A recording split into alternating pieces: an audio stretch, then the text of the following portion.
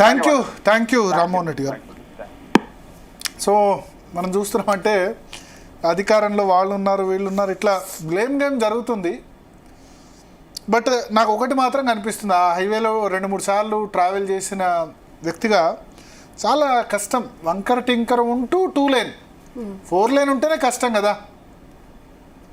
So 2 లేన్లో ఎంత traffic అది అసలు. వికారాబాదు, పరిగి, తాండూరు, చేవెళ్ళ రోజు వేలాది మంది జనం వస్తారు. ఎందుకంటే ఆ వికారాబాద్, పరిగి, తాండూరు, చేవెళ్ళలో వాళ్ళ ఎడ్యుకేషన్ కోసం పిల్లలంతా కూడా ప్రతిరోజు ట్రావెల్ చేస్తారు. ఉద్యోగులు, ప్రభుత్వ ఉద్యోగులు ఇటు అటు వెళ్ళే వాళ్ళు ట్రావెల్ చేస్తారు.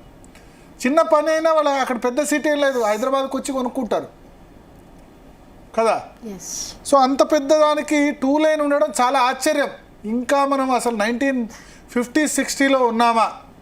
ముఖ్యమంత్రి నియోజకవర్గం ఇప్పుడు రేవంత్ రెడ్డి నియోజకవర్గం పోవాలన్నా అట్లే పోవాలి.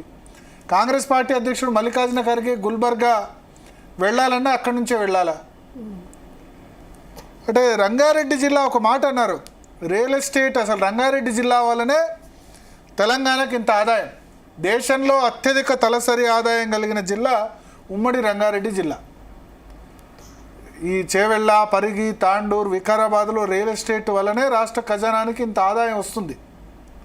కానీ అక్కడ ఖర్చు ఎక్కడెక్కడో పెడుతున్నారు, కానీ ఉమ్మడి రంగారెడ్డి జిల్లాకు పెట్టాలి కదా.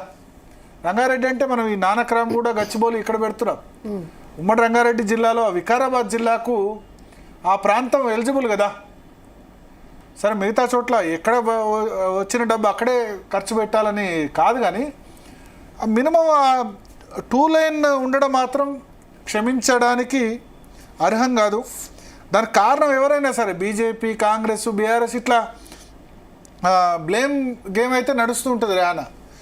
బట్ అల్టిమేట్గా సఫర్ అవుతుంది ఎవరు? ఒకటి. రెండోది, పర్యావరణవేత్తలు కూడా ఒకసారి ఆలోచించాలి.